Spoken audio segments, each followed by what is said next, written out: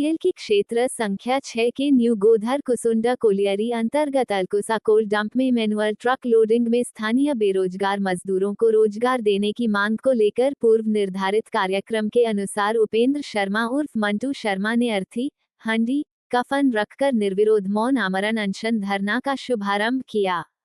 वहीं दूसरी ओर पुटकी अंचलाधिकारी विकास आनंद से दूरभाष पर इस संदर्भ में जानकारी ली गई तो उन्होंने बताया कि समस्याओं के समाधान की दिशा में कई पत्राचार किया गया है।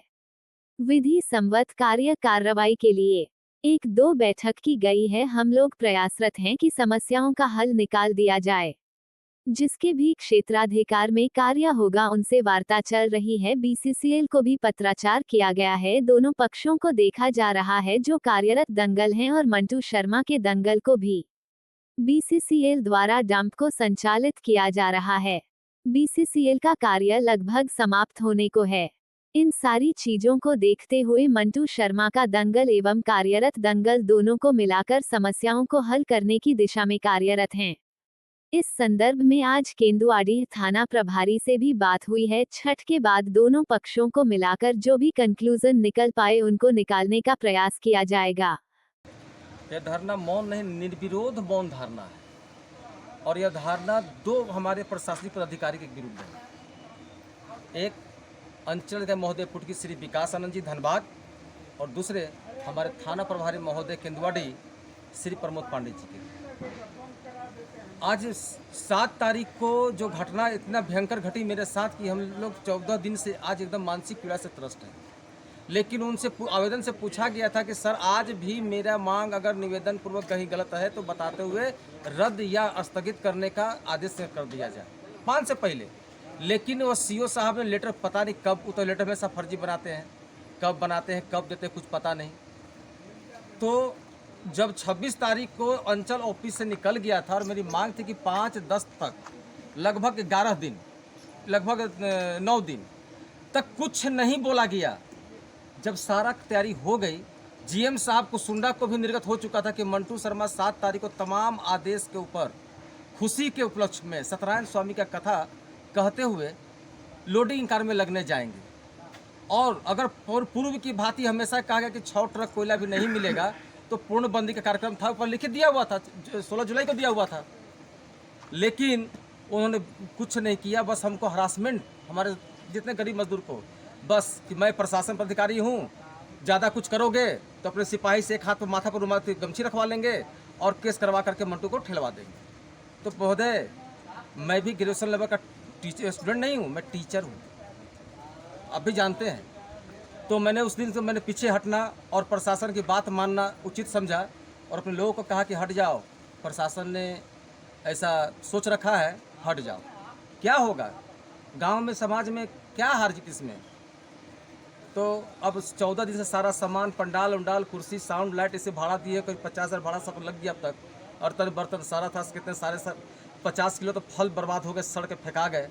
लेकिन बड़ा बाबू तनिको दिल नहीं पसीजा कि इन लोग के पास सारा आदेश है, चलो इसको काम करवाया जाए। किसके काम के लिए कुर्सी पर थाना में बैठे हुए हैं आप?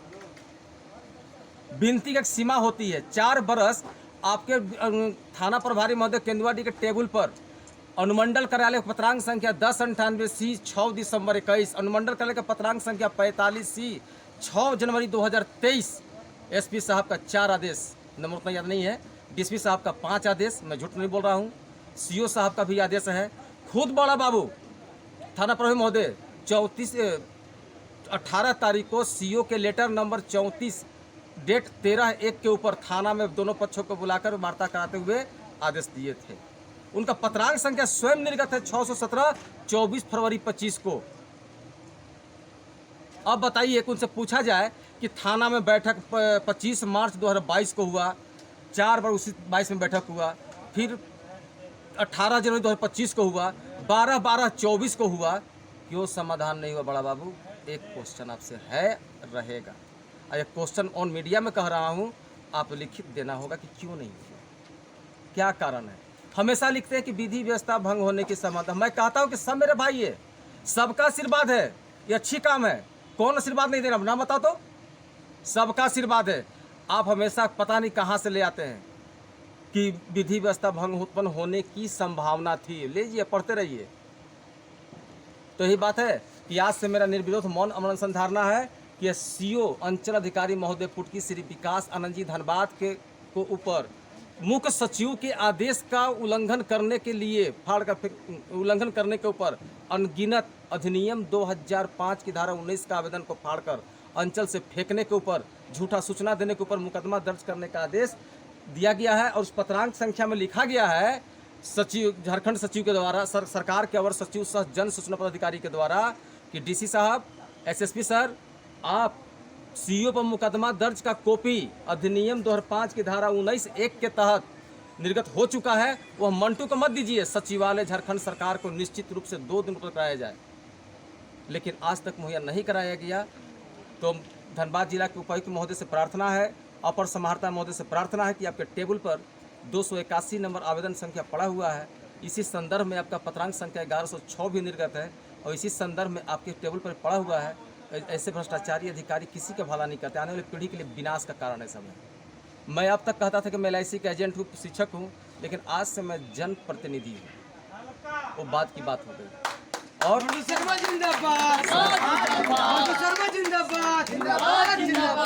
और मेरी बातों को सबसे बेहतर प्रशासन अधिकारी समझ रहे हैं, सामाजिक कार्यकर्ता समझ रहे हैं। आगे क्या कुछ कार्यक्रम होगा? मौन निर्विरोध अमरण अनशन है। बड़ा बाबू तो खैर पूजा नहीं होने दिए, सामान साढ़े सड़ गया, 14 दिन से सब सड़ते गए, फेंकाते गया, पंडाल लगा हुआ है। पोस्टमार्टम कराने आएंगे ना, बस यही मेरी एक निवेदन है कि वो आ जाए कम से कम। धन्यवाद, जय हिंद।